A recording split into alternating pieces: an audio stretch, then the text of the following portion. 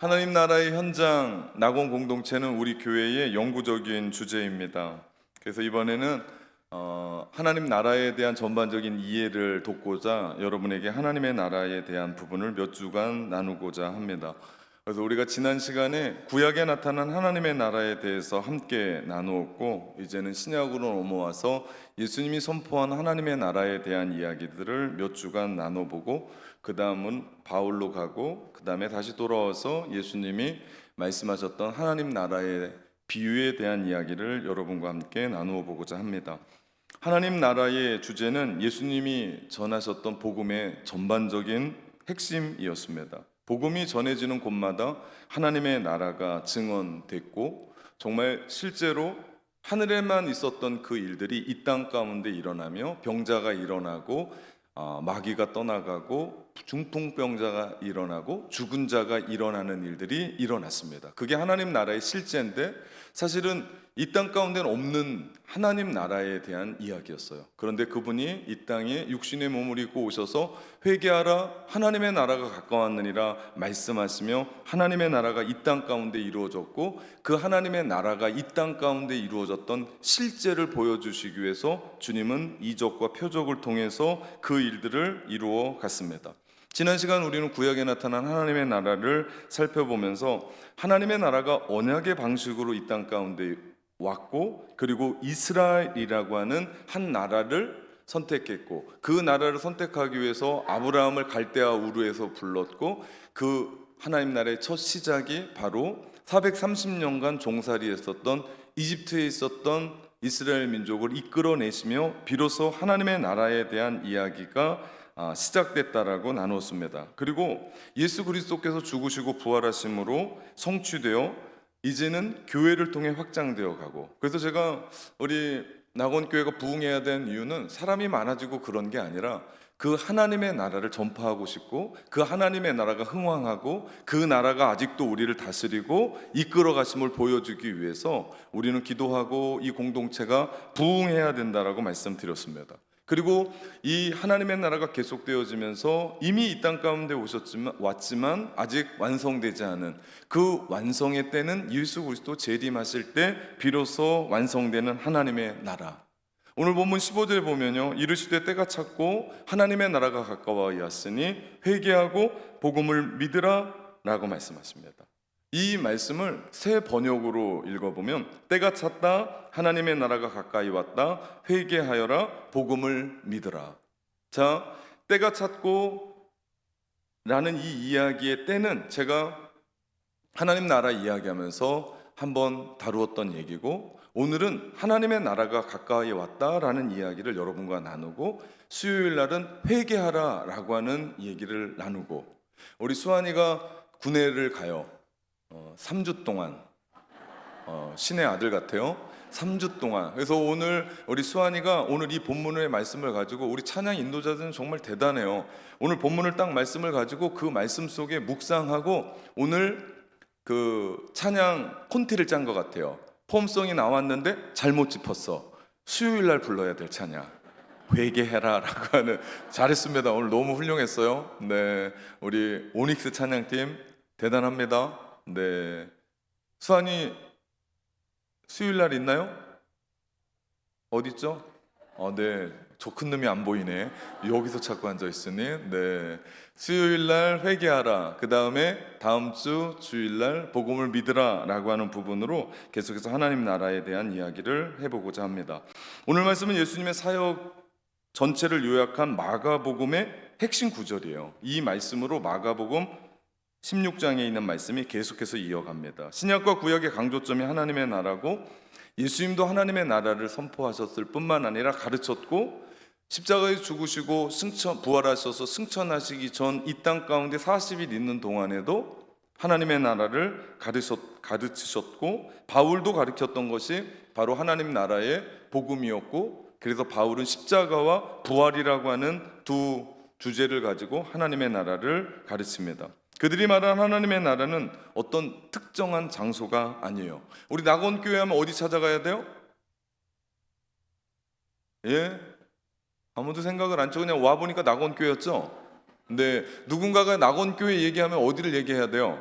예, 용두로 4번지라고 얘기하는 것처럼 낙원교회는 여기에 있습니다. 근데 하나님의 나라는 용두로 4번지가 아니고 하나님 나라를 정의할 때 가장 중요한 것은 누가 다스리냐는 거예요. 다시 말하면 통치예요. 주 되심. 이것이 하나님 나라의 가장 중요한 이야기입니다. 다시 말하면 제가 여러분에게 얘기했듯이 여러분 한 사람 한 사람이 하나님의 다스림을 받고 있다면, 하나님의 통치를 받고 있다면 여러분이 가는 가정이 하나님의 나라가 될 거고, 여러분이 가는 학교가 하나님의 나라가 될 거고, 여러분이 가는 직장이 하나님의 나라가 될 거고, 우리 이곳은 하나님의 나라인 줄 믿습니다. 왜? 주님이 다스리시기 때문에. 이것이 가장 하나님 나라의 중요한 관점입니다. 그렇다면 오늘 예수님이 말하신 하나님의 나라가 가까이 왔다는 것은 뭘까? 원어로 보면요, 가까이 왔다라고 쓰인 헬라어 단어가요, 제가 뭐 헬라어든 영어든 이렇게 발음을 잘 안 하는데 이건 꼭 해야 돼요. 앵기죠. 뭘 앵겨? 네, 앵기죠. 예, 한번 웃기고 싶어서 한번 했어요. 예, 원래는 안 하잖아요, 제가. 예, 뭘 앵겨? 했던 앵기죠. 이 단어는요, 두 가지가 해석이 다 돼요. 뭐냐면 하나님의 나라가 이미 왔다는 단어예요. 그러면서도 아직 임하지 않은. 그래서 이 단어를 해석하기가 한국 사람에겐 가장 어려워요. 왜냐하면 한국적인 단어가 없어요. 그죠? 우린 어때요? 오면 온 거고 가면 간 거지? 왔다 갔다 하는 거 제일 싫어하잖아요. 그죠? 또 갔다 왔다 하는 것도 싫어하잖아요.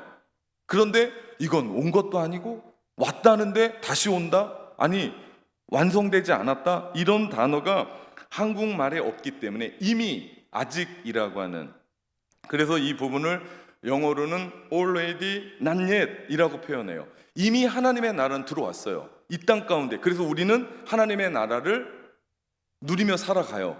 물론 그 하나님의 나라가 완성된 건 아니에요. 우리 주님 재림하실 때 다시 완성되는 그것이 하나님의 나라입니다. 그렇기 때문에 우리는 이미와 아직 그 사이를 살아가는 사람들이에요. 그런데 이미와 아직을 살아가는 이때 정말 중요한 두 가지가 있어요. 주님이 우리 가운데 주셨던 이 두 가지, 이걸 모르면 신앙생활이 흐트러져요. 자, 주님이 이 땅 가운데 하나님의 나라를 선포하며 오셨습니다. 그리고 다시 오신다라고 하는 이미와 아직이라고 하는 이 중간 시대를 살고 있는 우리에게 주는 두 가지, 하나는 교회고요, 또 하나는 성령입니다. 우리가 이 부분을 살펴보기 원하는데요, 그래서 교회가 얼마나 중요한지, 그리고 이번 교캉스 2 에클레시아 교회를 우리가 함께 온 세대가 나누는 게 얼마나 중요한지, 만약에 오늘 이 설교를 듣고도 교캉스에 등록하지 않은 인간은 잘 모르겠습니다. 어떻게 해야 될지. 하여튼 교회를 생각해 볼게요. 이미와 아직 그 사이에 우리 가운데 주셨던 두 가지, 첫 번째 교회. 에베소서 2장의 교회가 그 중간 과정에 하나님께서 세우신 공동체라고 얘기해요. 구원받고 난 후에 우리는 혼자 신앙생활 못해요. 우리 성결교회가 처음에는 북치고 장구치고 그 복음의 열정이 너무 뜨거워서 사람들을 전도해서 다른 교회 보내줬어요. 그런데 신앙생활을 잘해요? 할 수가 없는 거예요. 그러자 성결교회가 조직교회로서 형태를 갖춰서 교회를 만든 거예요. 그러니까 우리 교회의, 우리 성결교단의 가장 뜨거운 열정은 전도다. 우리가 알듯이 누군가를 전도해 왔는데 우리 교회 데리고 오고 싶지 않아요. 아, 이때는 아멘 크게 나와야 되는데 되게 헷갈리네. 남의 교회 부흥이 온 것 같아요. 우리는요, 지금 목포에서, 그리고 사람들 안에서 교회 데리고 오고 싶은 교회예요. 그래서 사람들이 함께 오고 싶은 교회. 다시 말하면 신앙생활, 구원받고 난 후에 혼자 생활하는 게 아니라 이 중간 과정을 함께 걸어가야 될 공동체의 사람들이 필요하다. 그렇기 때문에 여러분, 목사도 교회 잘 만나야 되지만 성도도요, 교회 잘 만나야 돼요. 그래서 우리가 이미와 아직의 이 중간 시간을 어떻게 해요? 함께 지어져 가요. 에베소서 2장 21절에 보니까요, 그의 안에서 건물마다 서로 연결하여 주 안에서 성전이 되어 가고예요. 우리가 함께 지어져 가고 있는 중입니다. 그래서 신앙생활하면서 정말 제가 하나님 앞에 한국에 나오면서 기도 정말 열심히 했던 게 뭐냐면, 하나님 좋은 교회 만나게 해달라고, 하나님 사람들 정말 좋게 하는데 장로님들 더 좋게 해달라고. 제가 기도를 얼마나 많이 했는지 몰라요. 왜냐하면 저의 선후배들이 들려주는 한국교회의 흉흉한 소식 때문에 제가 나오면서 조마조마하고 기도했어요. 근데 우리 교회는 제가 그냥 하는 얘기가 아니라 진짜 좋은 교회예요. 한국교회 0.0000001%에 해당하는 교회 믿으십니까? 네, 이건 담임 목사 아니면 못 믿는 거예요. 여러분 뭘 알겠어요? 네, 정말 좋은 교회. 이 중간 시대를 살아가도록 우리 가운데 주셨던 그 교회, 이 교회를 통해서 우리는 지향하고 있는 하나님의 나라를 살아갑니다. 그래서 우리는 예배를 드리더라도요, 오늘 다음 세대 발 떼시겠잖아요. 제가 얼마나 가슴이 벅찼는지 그렇게 누리는 거예요. 그렇게 하나님의 나라를 누리고 말할 수 있고 기뻐하고 선포할 수 있는 겁니다. 그래서 제가 낙원교회 온 지 3년밖에 안 됐잖아요. 3년 돼서 이제 하나님의 나라의 현장을 아주 약간씩 설명했는데 이제는 확실하게 설명하면서 이 나라를 함께 누리며 살아가자라고 얘기합니다. 그렇기 때문에 교회도 좋은 교회 만나야 되지만 정말 중요한 것은 여러분이 좋은 교회 돼야 될 줄 믿습니다. 마태복음 16장 16절에 베드로가 고백해요. 주는 그리스도시요 살아계신 하나님의 아들이십니다. 가이사랴 빌립보에서 예수님이 제자들에게 물으세요. 얘들아, 나를 사람들이 누구라 하더냐? 그랬더니 엘리야, 엘리사, 예레미야, 기타 뭐 이렇게 좋은 사람이라고 얘기합니다. 예수님이 갑자기 돌발적으로 그들에게 물으세요. 너희들은 나를 누구라 하느냐? 그때 베드로가 그 헛방을 진짜 많이 날리던 베드로, 실수도 많이 하던 베드로, 그때는 정말 정확하게 말씀을 해요. 주는 그리스도시요 살아계신 하나님의 아들입니다. 바오나 시몬아, 네가 복이 있도다. 네가 이렇게 말한 것은 네가 얘기한 게 아니라 하나님이 너에게 말씀을 주셔서 그렇게 얘기한 거다. 내가 베드로 그 신앙 고백 후에 교회를 세우리니 음부의 권세가 이기지 못하리라. 내가 천국 열쇠를 너에게 주노니 땅에서 매면 하늘에서 풀리고 하늘에서 풀리면 땅에서 풀려지리라. 그러면서 교회를 세우세요. 정말 중요한 것은요, 베드로의 그 신앙 고백 후에 교회가 세워졌어요. 그렇기 때문에 우리 낙원교회 여러분 한 분 한 분의 건강한 신앙 고백은 결국 어떤 일을 만들어요? 우리 교회를 건강하게 만들어요. 여러분이 좋은 교회 만난 줄 믿습니다. 저는 여러분이 더 좋은 교회로 세워져야 될 줄 믿습니다. 그래서 우리는 이번 2026년 여름 캠프 에클레시아라고 하는 주제를 가지고 우리가 함께 가는 거예요. 그냥 교회를 좀 알려주려고 하는 게 아니라 교회의 전반적인 이야기를 함께 하면서 그 교회를 내가 만들어가고 내가 그 교회가 되어야 합니다. 에클레시아의 뜻은 부르심을 받은 사람들이에요. 부르심을 받은 거룩한 무리. 우리 2박 3일 동안 교회에 대해서 주구장창 배울 거예요. 제가 그때 설교를 6번 합니다. 새벽 2번, 밤에 집회, 그 다음에 오전에. 그만큼 그 교회에 대해서 하고 싶은 얘기가 많은 거예요. 그렇게 여러분과 함께 같이 가야 될 거 아니에요. 목사는 교회를 이렇게 바라보고 있는데 여러분 이렇게 바라보고 있으면 그 교회가 되겠습니까? 콩가루지. 같이 가야지. 우리가 함께 바라보고 성경적인 이야기를 같이 이야기하는 그 교회를 함께 바라보고 지향하며 함께 달려가면서 가장 중요한 건 뭐예요? 우리가 그 교회 되는 겁니다. 하나님이 우리를 여기까지 부르셨어요. 내가 선택한 게 아니에요. 낙원교회 좋더라, 소문 좋더라, 다음 세대 교육 최고더라. 그래서 내가 낙원교회를 선택해서 온 게 아니에요. 왜냐하면 제가 새로운 성도들이 오면 항상 이야기를 해줘요. 왜냐하면 여러분 생각을 해보십시오. 아무리 좋은 것도 내가 선택해도요, 지금은 좋았는데 좀 지나면 불안해요. 어떤 거요? 아침에 선택했는데 밤에 가면 불안해요. 왜? 우린 연약해요. 우린 전지전능하지 않아요. 그러니까 내가 선택하면 불안한 거예요. 그런데 다른 건 다 선택할 수 있어요. 그런데 교회마저 내가 선택했다 후회하면 어떻게 합니까? 여러분 그런 일은 없습니다. 여러 가지 정황과 친구도 있고 여러 가지 상황들이 있어서 내가 선택할 수 있을지 모르지만 정말 근본적이고 정말 정확한 것은 하나님이 나로 하여금 부르셨다는 거예요. 3년 전에 저를 낙원교회 부르신 줄 믿습니다. 만약에 제가 선택했다면 후회했을 거예요. 물론 여러분 때문에 후회하지 않아요. 교회 때문에 후회하지 않아요. 네. 그런데 하나님이 강권적으로 부르셔서 제가 여기 와서 이제는 제가 옛날에 어떻게 살았는지 기억이 안 나요. 어떤 걸 누리고 살았는지 기억이 안 난다니까.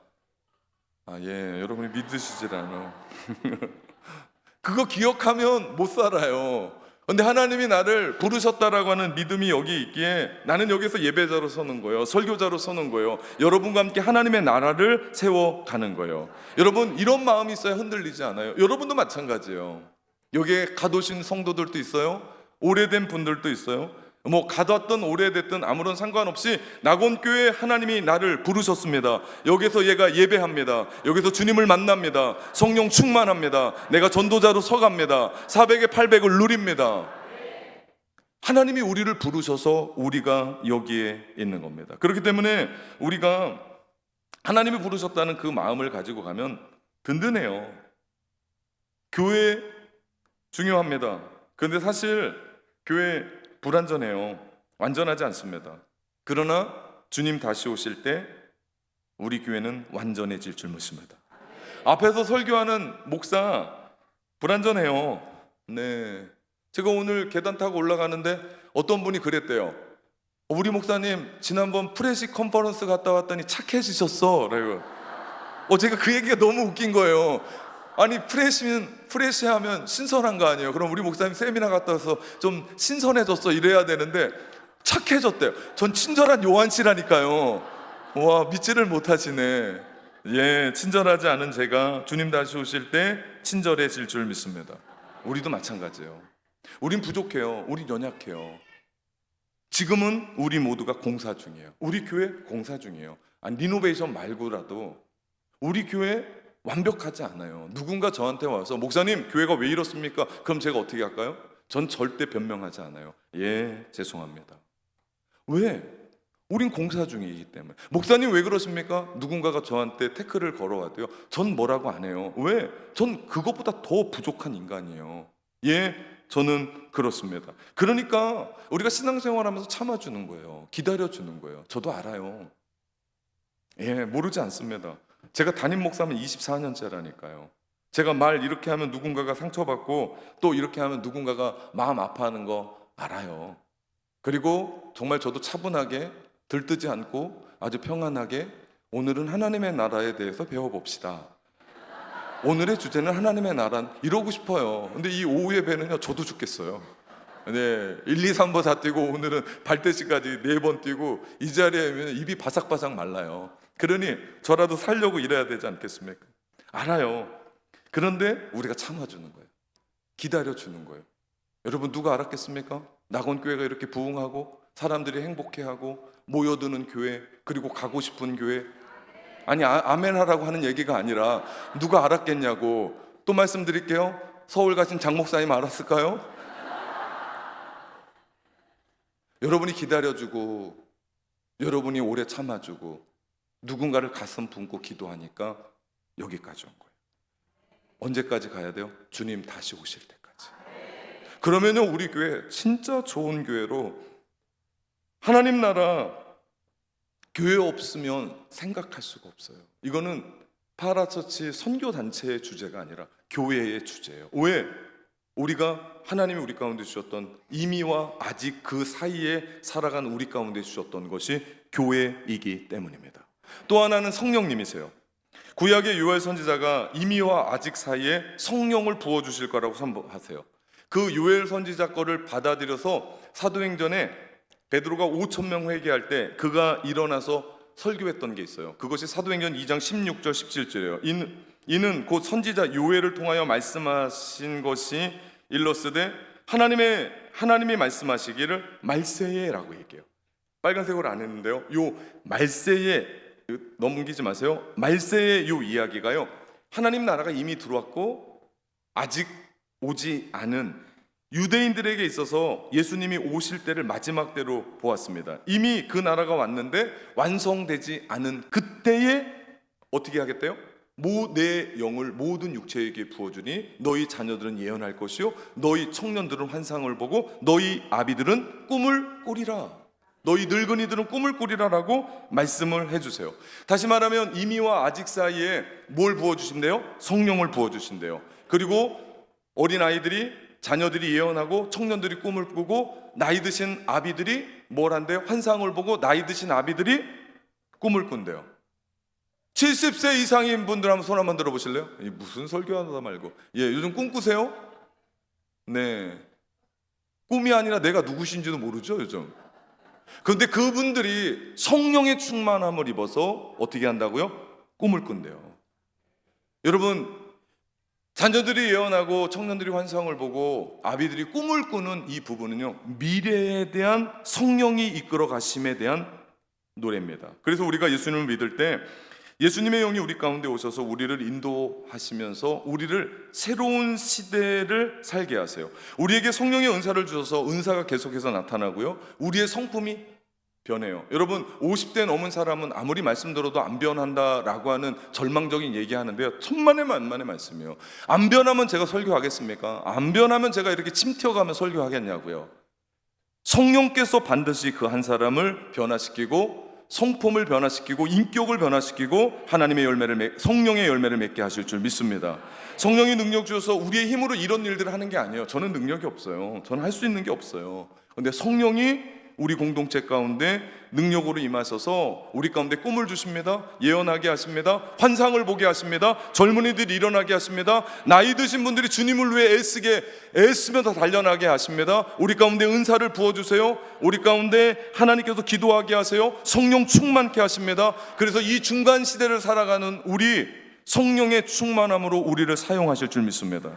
그렇기 때문에 우리는 오늘을 하나님의 나라로 살아가면서 예수님 중심이어야 되고 성령 중심이 되어야 되고 교회 중심으로 살아가야 돼요. 이것이 예수님이 하나님의 나라가 가까이 왔다라고 하는 말씀이에요. 이것이 우리 가운데 말씀하시는 거예요. 자, 예수님을 왕으로 모신 사람들마다 예수님을 왕으로 인정하고 그 통치를 받아들이며 그의 삶의 영역에서, 거기가 가정이든 거기가 직장이든 거기가 사업장이든 거기가 학교든 그곳에서 하나님의 통치를 경험하면서 하나님의 나라를 살아가요. 바울은 이런 고백합니다. 로마서 14장 17절, 하나님의 나라는 성령 안에서 누리는 의와 평강과 희락이라고 말씀하세요. 이것을 경험한대요. 의로우신 하나님이 다스리시기 때문에 우리 안에 의가 있는 거예요. 평화의 하나님이 우리 가운데 있으니 우리가 평강하는 거예요. 우리 안에 기쁨의 하나님이 우리 가운데 우리를 다스리시니 우리가 기뻐하는 줄 믿습니다. 그렇기 때문에 하나님의 통치가 이만큼 중요해요. 그렇게 예수 믿는 우리가 누리는 하나님의 나라를 살아가는데, 하나님의 나라가 가까이 왔다라고 하는 이 예수님의 말씀을 들으면서 그 하나님의 나라를 살아가는 사람들의 특징 3가지가 있어요. 그 얘기를 하고 마무리하겠습니다. 하나님의 나라를 살아가는 3가지의 특징. 첫 번째, 그들은 기뻐합니다. 하나님의 나라를 살아가는 사람들은 기쁨이 있어요. 인생의 웃음꽃이 핍니다. 사실 저는 오후 예배를 참 기뻐해요. 왜냐하면 찡그리는 사람이 없어요. 이유가 뭔지 아세요? 예? 왜 그래요? 오전 예배 때 은혜 받고 왔어요. 오전 예배 때 여러분의 얼굴은 이렇지 않았어요. 제가 늘 순교하는 마음으로 이 자리에 씁니다. 주님, 낙하산과 얼굴이 펴져야 삽니다. 저 인간의 일굴이 퍼져야 됩니다. 성령님 함께 해달라고. 근데 그렇게 은혜 받고 또 오늘 특식까지 나왔어. 정신 없었는데 하여튼 그거 먹고 지금 전도 나갈라 했더니 비가 또 와. 할렐루야. 그래서 전부 다 쉬셨어. 여러분의 얼굴이 얼마나 평안한지 몰라. 그래서 여유롭게 차 한 잔 마시고, 제가 여러분의 마음을 모르겠습니까? 예, 다 압니다. 네, 저는 주여 주일날이면 비 오지 말게 해주십시오. 그런데 여러분은 주여 전도할 때 꼭 비가 내리게 해주십시오. 여러분이 이겼습니다. 비가 내려서 전도도 안 나가고 여러분의 얼굴이 정말 평안해요. 너무나 행복합니다. 이렇게 웃을 수 있는 것, 하나님의 나라가 우리 가운데 임하기 때문에. 이게 하나님의 은혜예요. 내가 예수님을 만났고 우리가 흘러가는 크로노스의 시간 속에 그냥 흘러가는 게 아니라 하나님이 우리를 부르신 하나님의 때, 하나님의 은혜의 시간, 카이로스의 시간이 우리 가운데 임하는데, 그 시간이 하나님의 나라고 그 시간이 인생의 전환점이고, 그때 내가 예수님을 만나고 그때 내가 교회를 다니기 시작했고 그때 내가 말씀이 들어왔고 그때 내 인생이 변해서 주님을 향하여 달려나가는 인생으로 살더라. 이것이 여러분 하나님의 타이밍인 줄 믿습니다. 아무나 그렇지 않아요. 그래서요, 목사가 되는 거고 선교사가 되는 거고, 그래서 내가 하나님의 사람이 되는 거고, 그래서 착한 아빠가 되는 거고 착한 엄마가 되는 거고 가정에 귀의하는 거고, 그 하나님의 타이밍, 그 타이밍 때문에 우리가 변했고 우리가 이렇게 살아가고 내가 그렇게 변화되어서 이제는 세상의 가치대로 살아가지 않고 하나님의 나라의 가치를 가지고 살아가고 내 가정이 얼마나 귀했는지, 내 자식들이 얼마나 귀했는지, 이제는 눈에 들어오지 않았던 성도들이 얼마나 귀했는지, 교회가 얼마나 귀했는지, 그러니까 느지막지에 헌신하게 되고 느지막지에 내가 어떤 일들을 하게 되며 하나님의 나라, 새로운 시대를 살아가게 되는 줄 믿습니다. 그러니까 내 마음이 기쁜 거예요. 그래서 내가 행복한 거예요.